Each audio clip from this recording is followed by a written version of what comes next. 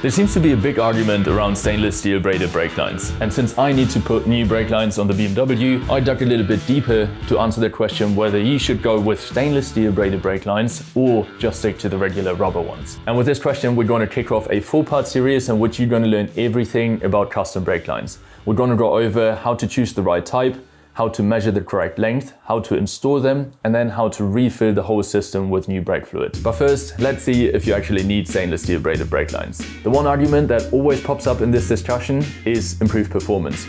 But how much of a difference does it actually make? The main idea behind this argument is that the material of the rubber brake lines over time becomes softer. But what does that mean for your brake system? To answer that question, let's have a quick look at this little model. This is your brake system in its neutral position. If you don't pull the brake lever, the piston of your master cylinder on the left does not get pushed in, which means that the piston in your caliper on the right is also not pushed out. Now, if you pull the brake lever, the piston of your master cylinder gets pushed in and pushes the brake fluid through the brake line against the piston in the caliper, and under that pressure the piston gets pushed out and squeezes the brake pad against the disc. If you have an old rubber brake line on your bike, it might have happened that the rubber got soft over the years, and if you now pull the lever, the following happens. The pressure in the system forces the softer brake line to expand, which means that the fluid does not directly push against the piston, but first presses against the brake line and fills the newly created space. That just doesn't happen with stainless steel braided brake lines, but for old rubber brake lines, it takes a little bit longer until the pressure is actually transmitted to the brake pad, which makes your brakes feel a little bit spongy or soft. This is the point that's often been made.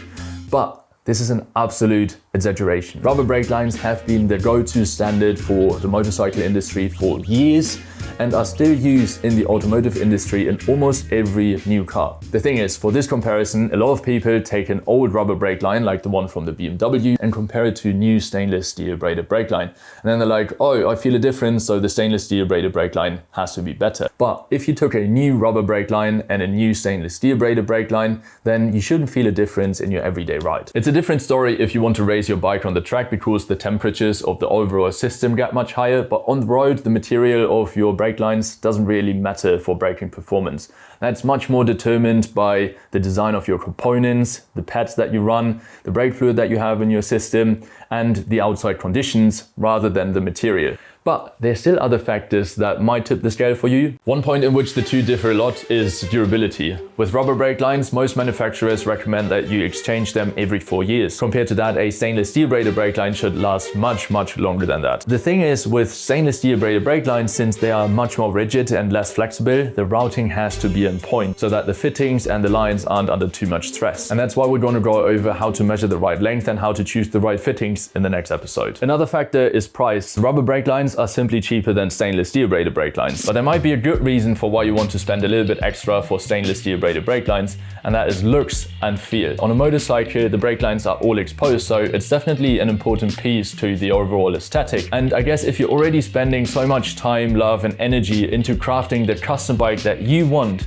I guess you don't want to take a shortcut when it comes to the brake lines. And I can tell you it's definitely worth it, because when I saw the brake lines for the BMW for the first time, the black banjo fittings at the top, the stainless steel fitting at the bottom, the sleek protective layer, and the high quality transition from fitting to hose, the rubber brake lines just can't compare to that. So I hope this helps you to choose the right type for your bike. Stay tuned for the next episodes. I'm going to link you episode 2 right here once it's out. As always, thank you very much for watching, and I'll see you in the next one.